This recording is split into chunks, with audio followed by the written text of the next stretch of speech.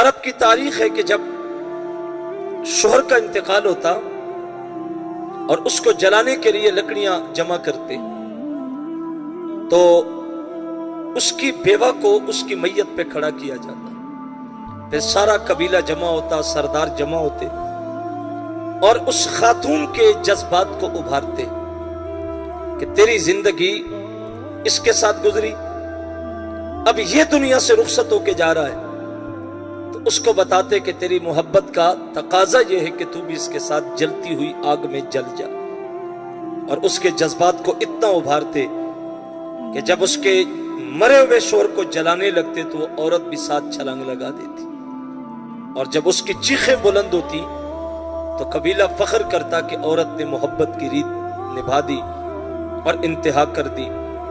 اگر وہ خاتون مرنے سے بچ جاتی تو اگلا ظلم یہ کہ اولاد ترکہ بانٹتے وقت سکی ماں کو ترکے میں بانٹتی، اور جس بیٹے کے حصے میں ماں آتی وہ ماں کو پکڑ کے منڈی میں فروخت کے لیے کھڑا کرتا۔ کون بیچ رہا ہے؟ جس کو 9 ماہ تک ماں نے پیٹ میں اٹھا کے رکھا۔ کون بیچ رہا ہے؟ جس کو دنیا میں لاتے وقت ماں زندگی اور موت کی کشمکش سے گزری۔ کون بیچ رہا ہے؟ جس سے بچپن سے جوانی تک اس ماں نے محنت کر کے پروان چڑھایا، اور آج وہ منڈی میں کھڑا ہو کے آنے والے گاہک کو بتاتا ہے کہ یہ کام بھی کرتی ہے، وزن بھی اٹھاتی ہے، سمجھدار بھی ہے، تیز رفتار بھی ہے، اور ماں کی نظر جھکی ہے، معاشرے کے ہاتھوں ماں مجبور ہے، بول بھی نہیں سکتی۔ جب ریٹ اچھا لگتا ہے تو بیٹا درم و دینار پکڑ کے ماں دے دیتا ہے، اور معاشرے میں واپس آ کے فخر کر کے بتاتا ہے کہ آج منڈی کا ریٹ اچھا تھا، ماں کو اتنے میں بیچ کے آیا، اور مائیں منڈیوں میں بک رہی تھی۔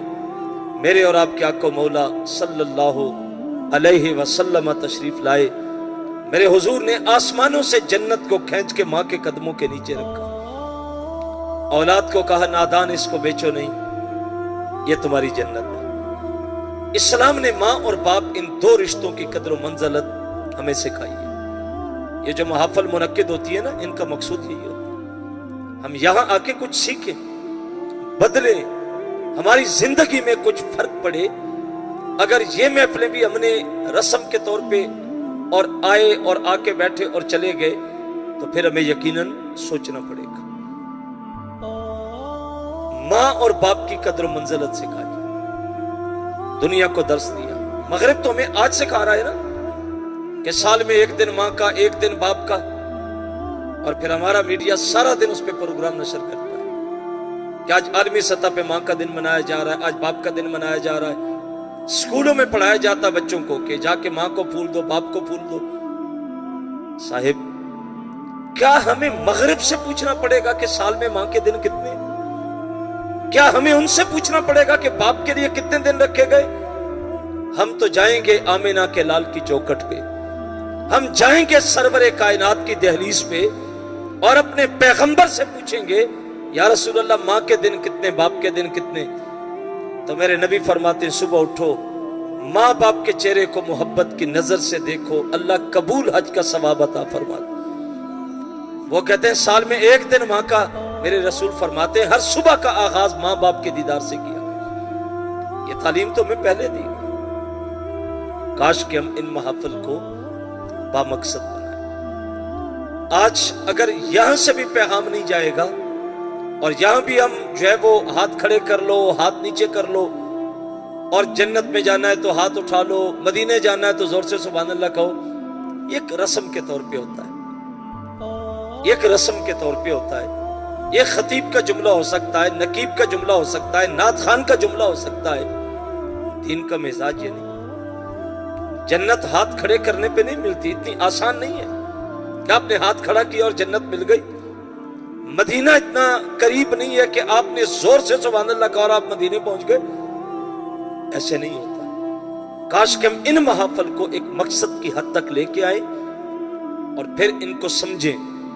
صبح جائیں تو ماں کے سامنے نظر جھکی ہو، ماں پوچھے بیٹا پہلے تو انداز اور تھا آج اور ہے، تو بیٹا کہے اماں رات حضور کی محفل میں گیا تھا، آج کے بعد کبھی آنکھ اٹھا کے بات نہیں کروں گا، مزہ تو محفل کا پھر ہے۔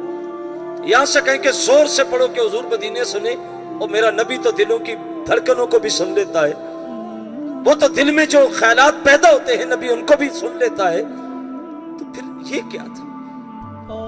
ان محافل کو ایک ترتیب دیں، ان کے مقاصد کو نسل تک منتقل کریں، اور اگر ہم نے یہاں بھی آ کے ڈھول دھبلے اور سارا کچھ یہی کچھ چلانا ہے اور اسی پہ جو یہاں سے سنایا جائے، قوم کا ایک مزاج ہے جو مرضی ان کو دیتے چلے جاؤ، آپ ان کو کہیں کھڑے ہو جاؤ، سارے کھڑے ہو جائیں گے، بیٹھ جاؤ۔ وہ ہمارے گجرانوالہ کے ایک مولوی صاحب تھے، تو جمعہ پڑھانے بیٹھے تو انہوں نے کہا بھائی سارے مل کے بولو آج منگل ہے۔ لوگوں نے کہا منگل، اس نے کہا زور سے بولو کیا ہے؟ منگل ہے۔ پھر کہا زور سے بولو کیا ہے؟ کہا منگل ہے۔ اس نے کہا پاگلو منگل نہیں ہے، جمعہ ہے۔ یعنی شعور بھی تو کوئی چیز ہے نا، ہمیں جو دیا جا رہا ہے ہم لیے جا رہے ہیں، جو یہاں کھڑا وہ جو یار تھوڑا سا شعور بھی تو پیدا کریں کہ جو دیا جا رہا ہے وہ شریعت کے مزاج کے مطابق بھی ہے یا نہیں۔ ہم نے ہر چیز کو دین کا حصہ کیوں بنا لیا کہ جو کچھ آ رہا ہے ڈھول ڈمک جو چل رہا ہے، جو جیسا مرضی کلام آ جائے، جیسا مرضی سٹائل آ جائے، ہم اس کو دین سمجھ رہے ہوتے ہیں۔ تو پھر بتاؤ یہ جو معصوم نسل ہمارے پاس بیٹھی ہے، یہ 50 سال اور بھی گزر جائیں یہ کبھی نہیں بدلے گی، اس لیے کہ یہی تو وقت تھا۔ یہ جو لوگ آ کے بیٹھے ہیں یہ دین سننے کے لیے آئے، اور ہم اگر ان کے ساتھ غداری کریں گے تو پھر ظاہر ہے کہ ایک چیز ہوتی ہے نفس کی غذا، کہ جس سے نفس جو ہے وہ پلتا ہے۔ دین ہمارے مزاج کے مطابق نہیں ہے، ہمیں اپنا مزاج دین کے مطابق ڈھالنا پڑے گا، برکتیں پھر نسل تک منتقل ہوں گی، ورنہ نہیں۔ تو یہ تاریخ تھی کہ وہ ماؤں کو زندہ دفن کرتے تھے، ماؤں کو بیچا کرتے تھے، لیکن سرور کائنات صلی اللہ علیہ وسلم نے آ کے زمانے میں معاشرے کو ماں اور باپ کی عزت کا درس دیا۔ یہاں تک فرمایا لوگوں اللہ کو راضی کرنا چاہتے ہو تو ماں باپ کو راضی کرو۔ فرمایا یہ دو رشتے راضی ہو گئے تو سمجھ لو عرش کا رب بھی راضی ہے، اور یہ ناراض ہیں تو پھر عرش کا رب بھی ناراض ہے۔ ہمیں یہ تلقین کی گئی کہ ان دو رشتوں کے ساتھ جڑ جائے۔ آج بیٹا تھوڑا سا پڑھ لکھ جائے، 4 لوگ جاننے لگ جائیں، عزت مل جائے، دولت مل جائے، تو ہم نے دیکھا ہے کہ بیٹا بھری بزم میں باپ کو ڈانٹ کے کہتا ہے ابا جی آپ نہ بولا کریں، آپ کو نہیں پتا زمانہ کہاں پہنچا۔ اور نادان جو تو پڑھ کے 2 لفظ آیا، تو جانتا ہے اس باپے نے کتنی بوریاں اٹھا کے تیری فیسیں ادا کی، اس نے کتنی محنت کی تیرے پیچھے، اور آج 2 حرف پڑھ کے تو باپ کو کہہ رہا ابا جی آپ کو نہیں پتا۔ ماں بیوی کے ساتھ گھر میں جھگڑا ہو جائے، بیٹا شام کام سے پلٹے بیوی شکایت کرے تو بیٹا ماں کو کہتا ہے اماں کئی بار کہا ہے کہ کھانا پینا آپ کو مل رہا ہے بس ٹھیک ہے، آپ کو اس سے غرض نہیں کہ گھر میں کیا ہو رہا ہے، کھانا کھاؤ، کپڑا جوتا مل رہا ہے، بس زندگی گزارو۔ میرے بھائی 2 وقت کی روٹی تو لوگ ایک بھکاری کو بھی دے دیتے ہیں، 6 ماہ کے بعد ایک کپڑوں کا سوٹ ماں کو دیا، یہ تو لوگ ایک خادم اور مزدور کو بھی دے دیتے ہیں۔ یہ جو تیرے گھر میں بوڑھی ماں چارپائی پہ پڑی ہے، یہ خادمہ نہیں ہے، یہ تیرے گھر کی جنت ہے، یہ تیری مالکہ ہے، اس کے صدقے تو اللہ سب کو تجھے عطا کر رہا ہے۔ جب یہ مائیں یہ بوڑھے باپ دنیا سے رخصت ہو جاتے ہیں، پھر ساری زندگی اولاد ان کو ڈھونڈنے کے لیے کوشش کرتی ہے۔ یہ گھنا سایہ دوبارہ نہیں ملتا، ایک بار رخصت ہو جائے تو پھر نہیں ملتا۔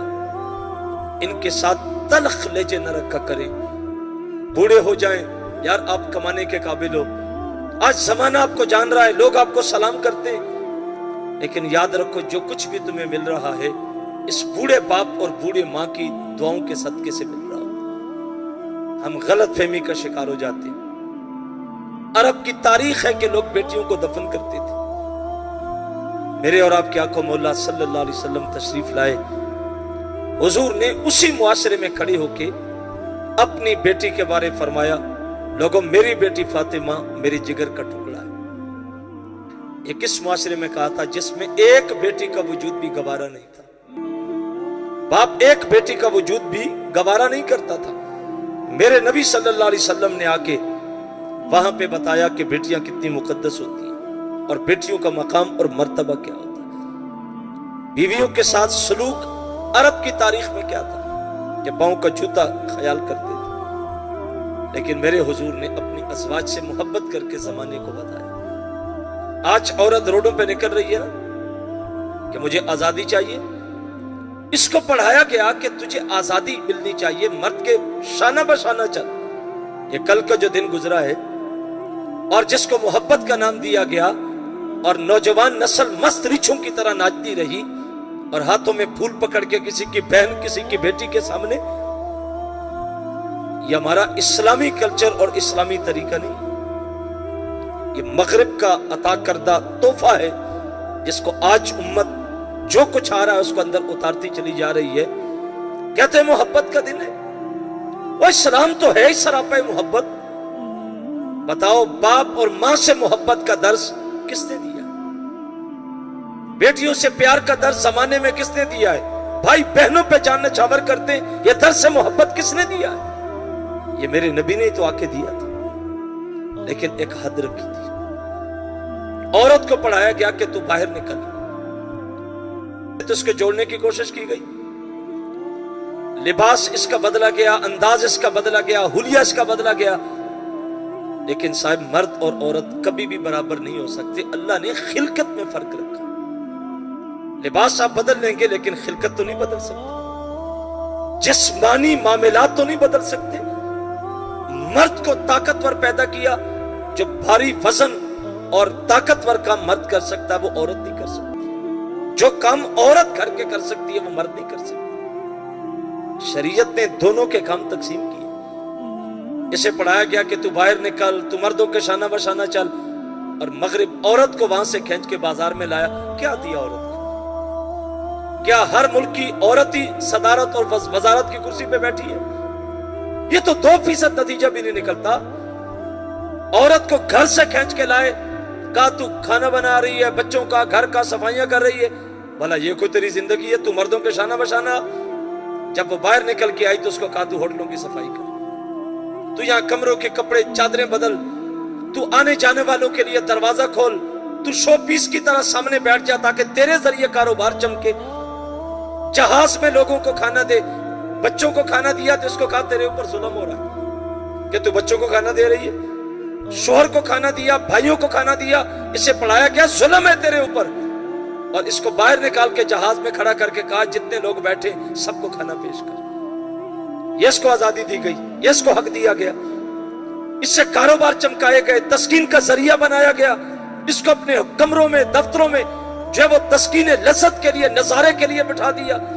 یہ عورت کی عزت نہیں ہے، یہ عورت کی تذلیل ہے۔ عورت کو عزت اگر زمانے میں دی ہے تو میرے مصطفیٰ نے عطا کی۔ ماں کے روپ میں بیٹے تیرے قدموں کے نیچے شریعت نے جنت کو رکھ دیا، بتا تجھے کیا چاہیے؟ یہ تیری عزت نہیں تو اور کیا ہے؟ بھائی اوور ٹائم لگا کے تیری شادی کے لیے تیاریاں کرتا ہے، محنت کر کے کما رہا ہے، بتا تیری عزت نہیں ہے تو اور کیا ہے؟ شوہر تجھ پہ جان چھڑکتا ہے، بتا یہ تیرے لیے عزت نہیں ہے تو اور کیا ہے؟ بوڑھا باپ کمر پہ بوریاں اٹھاتا ہے کہ میرے گھر میں بیٹی ہے اس کے ہاتھ پیلے کرنے ہیں، بتا یہ تیرے لیے عزت نہیں ہے تو اور کیا ہے؟ وہ کہتے ہیں پگھیاڑ تھا نا بھیڑیا، گزرنے لگا تو اس نے دیکھا کہ بکریوں کو ایک جو ہے وہ دائرے میں بند کر کے رکھا ہوا، تو پگھیاڑ نے کھڑے ہو کے بکریوں سے کہا تمہارے اوپر تو بڑا ظلم ہو رہا ہے، تمہیں تو انہوں نے بند کر کے رکھا ہوا ہے اور آگے جنگلہ لگا ہوا ہے، تمہیں تو آزاد ہونا چاہیے۔ کہا پھر کیا کریں؟ انہوں نے کہا احتجاج کرو۔ بکریوں نے احتجاج شروع کر دیا، ہمیں آزادی ملنی چاہیے، ہمیں بند کر کے رکھا ہوا ہے۔ تو جب وہ دروازہ کھولا باہر آئی تو انہی پگھیڑوں نے ان کے اوپر اپنے خونی پنجے گاڑ لیے۔ وہ جو ان کو باہر نکالنا چاہ رہے تھے وہ اپنے لیے غذا ڈھونڈ رہے تھے، اور جس نے ان کو اندر بند کر کے رکھا تھا وہ ان کا تحفظ کر رہا تھا۔ شریعت نے عورت کو تحفظ دیا، عزت دی، اسے کہا تو باہر جا کے در در کے دھکے نہ کھا، یہ تیرے سر کا سائیں موجود ہے، یہ کما کے لائے گا تو یہ کمرے کے اندر سب کچھ عطا کرے گا، یہ تیری عزت تھی۔ لیکن مغرب ہمیں سے کھینچ کے ہمیں کہاں لا کے اس نے کھڑا کر لیا۔ صاحب حضور نبی رحمت صلی اللہ علیہ وسلم نے عورت کو عزت بخشی۔ حضرت عائشہ صدیقہ رضی اللہ تعالیٰ عنہ فرماتی ہیں سفر میں حضور کے ساتھ تھی، نئی شادی ہوئی تھی، تو جب اکٹھے گئے تو صحابہ کو حضور نے آگے بھیجا اور ہم دونوں پیچھے رہ گئے، تو حضور فرمایا عائشہ دوڑ لگائیں۔ اب یہاں سے آپ دیکھ سکتے ہیں کہ مرد اور عورت کا دائرہ کار کتنا ہے۔ میرا نبی اپنی زوجہ کو سفر کے درمیان بھی ٹائم دے رہا تھا. سفر میں صحابہ کو آگے بھیج کے کہا چلو دوڑ لگائیں. جب دوڑ لگی تو عائشہ صدیقہ رضی اللہ تعالیٰ عنہ فرماتی ہے میں دبلی پتلی تھی, میں آگے نکل گئی, حضور پیچھے رہ گئے. دوبارہ پھر میری باری آئی تو اب میرا جسم تھوڑا سا بڑھ گیا تھا. حضور نے صحابہ کو آگے بھیج کے مجھے کہا عائشہ دوڑ لگائیں. میں نے کہا حضور لگا لیتے. آج دوڑ لگائی تو میں پیچھے رہ گئی, حضور آگے نکل گئے. جب میں پہنچی تو میرے حضور نے مسکرا کے فرمایا عائشہ یہ پہلی دوڑ کا بدلہ ہے, وہ تو جیتی تھی آج میں جیتا ہوں. یہاں سے ہم سمجھ سکتے ہیں کہ مرد اور عورت کا دائرہ کتنا ہے. اللہ کے محبوب علیہ السلام نے آخری وقت دنیا سے جاتے جو نصیحتیں کی تھی, اپنی امت کو کہا تھا کہ ان عورتوں کا خیال کرنا, یہ کمزور ہیں, اللہ کی باندیاں ہیں, یا تمہارے ماتحت ان پہ ظلم نہ کرنا. اگرچہ بعض گھرانوں میں آج بھی یہ رواج ہے کہ مرد سمجھتا کہ میں تو حاکم ہوں, باہر ہنسے گا کھیلے گا, گھر میں داخل ہوتا ہے تو فرعون بن جاتا ہے. اور لوگ یہ فخر کر کے بتاتے ہیں کہ میں گھر میں چلا جاؤں تو کوئی اونچا سانس بھی نہیں لیتا. اور صاحب یہ فخر نہیں ہوتا. آپ گھر میں گئے اور بچے ڈر کے سہم کے بیٹھ گئے, یہ فخر نہیں ہوتا. آپ گھر میں گئے اور عورت جو ہے وہ سائڈ پہ ہو کے بیٹھ گئی ڈر کے, یہ فخر نہیں ہوتا. یہ تو شرم کی بات ہے کہ تمہاری اولاد بھی تم سے ڈرتی ہے. مزہ یہ تھا کہ تمہاری اولاد تمہارا انتظار کرتی, مزہ یہ تھا کہ تمہاری شریک حیات تمہارا راستہ دیکھتی, اور گھر میں داخل ہوتے تو بچے لپٹتے, بیوی خوش ہوتی. لیکن ہم نے انداز زندگی کو بدل لیا. عورت محنت کر کے کھانا بناتی ہے, گھنٹوں سرف کرتی ہے شدت کی گرمی میں, مرد اے سی کمرے میں, اور عورت کھانا بنا کے ٹیبل پہ رکھ کے سب کچھ شور کو بلاتی ہے کہ صاحب کھانا لگ گیا. گھر کے افراد آئے مہمان مل کے بیٹھتے ہیں, اور وہ بیچاری پھر بھی انتظار میں ہوتی ہے کہ چلو یہ کھا لیں گے تو میں بعد میں کھا لوں گی. بتاؤ اتنی قربانی بھی کوئی دیتا ہے؟ اور مرد اتنا فرعون ہوتا ہے کہ تھوڑا سا نمک بھی تیز ہو تو پلیٹ پکڑ کے دیوار سے مارتا ہے. بعض گھرانوں میں یہ چیزیں آج بھی چلتی ہیں. اور مہمانوں کے سامنے عورت کو بلا کے کہتا ہے تیری ماں نے تجھے کھانا نہیں سکھایا. اگر وہ تمہیں کہہ دے کہ تمہاری ماں نے تمہیں بولنا نہیں سکھایا, اور صاحب چلو جو بھی ہے انسان تو ہے نا, عزت تو رکھتی ہے. آج ہم اصل دین کے دائرے سے نکل گئے, ہمارے گھروں کے حالات خراب ہو گئے, ہماری زندگی بے ترتیب ہو گئی. ورنہ سرور کائنات صلی اللہ علیہ وسلم نے سب کچھ دیا تھا. فرمایا کسی بات میں عورت غلط ہوگی تو اس میں کوئی نہ کوئی خوبی بھی تو ہوگی, اس کو دیکھ کے برداشت کرو. حضرت عمر کے دروازے پہ ایک جوان آیا, دستک دی, اپنی بیوی کی شکایت لے کے آیا کہ بڑی سخت مزاج ہے. تو دستک دے کے جب غور کیا تو اندر حضرت عمر کے ساتھ ان کی زوجہ جھگڑ رہی تھی. جوان نے واپس چلا, اس نے کہا یار کیا ذکر کروں, جو حال میرا ہے وہی حضرت کا بھی ہے. جب وہ جانے لگا تو اتنی دیر میں حضرت عمر دروازے پہ آئے, دیکھا کہ جوان جا رہا ہے, اپنے آواز دے کے کہا جوان واپس جا رہے. کہنے لگا حضور اپنے گھر کی شکایت کرنے آیا تھا, لیکن آپ کا حال دیکھ کے میں نے کہا کہ چلو واپس ہی چلتا ہوں. حضرت عمر فرمانے لگے یار بات ٹھیک ہے کہ میری بیوی تھوڑی سی تلخ زبان ہے, لیکن میرے اتنے کام کرتی ہے, کپڑے دھوتی ہے, بچوں کو سنبھالتی ہے, مہمانوں کا خیال کرتی ہے, تو کبھی کبھی تلخی بھی کر لے تو میں بھی برداشت کر لیتا ہوں. فرمایا کچھ اس میں غلطیاں ہوں گی تو کچھ اچھائیاں بھی تو ہوں گی, لیکن ہم چونکہ مزاج اتنا ہے کہ طلاق کی شرح دنوں میں بڑھ گئی. لوگ ایک بات, ایک تلخی اور آگے سے دھمکی دے کے کہتے ہیں دوں تجھے طلاق. تھوڑی سی تلخی ہوئی اور عورت شور کے سامنے سینہ تان کے کھڑی ہو کے کہتے ہیں جلدی کر مجھے فارغ کر. اور نادان یہ گڈی گڈے کا کھیل تھا کہ 2 لمحوں میں سب کچھ اجڑ گیا. اللہ کے حبیب علیہ السلام نے ارشاد فرمایا اللہ کو حلال کردہ چیزوں میں سے سب سے جو ناپسندیدہ چیز ہے وہ طلاق ہے. فرمایا جب بغیر کسی عذر کے مرد یا عورت میں سے کوئی ایک طلاق لیتا ہے یا دیتا ہے تو اللہ کا عرش بھی کانپتا ہے. لیکن آج معاشرے میں ہم نے اس کو کھیل بنا لیا, آج اس کی شرح بڑھتی چلی جا رہی ہے. جب تک ہم دین سے نہیں جوڑیں گے, جب تک نسلوں کو دین کے ساتھ نہیں جوڑیں گے, یہ یاد رکھیں کہ ہمارے ہاں امن نام کی چیز معاشرے میں نہیں آئے گی, اور یہ معاشرہ اسی طرح بڑھتا چلا جائے گا. اگر سکون چاہتے ہیں, اطمینان چاہتے ہیں, تو ایک ہی راستہ ہے, گنبد خضرا کے مکین تک پہنچنا پڑے گا, نسلوں کو پہنچانا پڑے گا. اور جب ہم دین کے دائرے میں آئیں گے تو انشاءاللہ پھر اللہ اس دین کی برکتیں ہمیں وافر مقدار میں نصیب فرمائے گا۔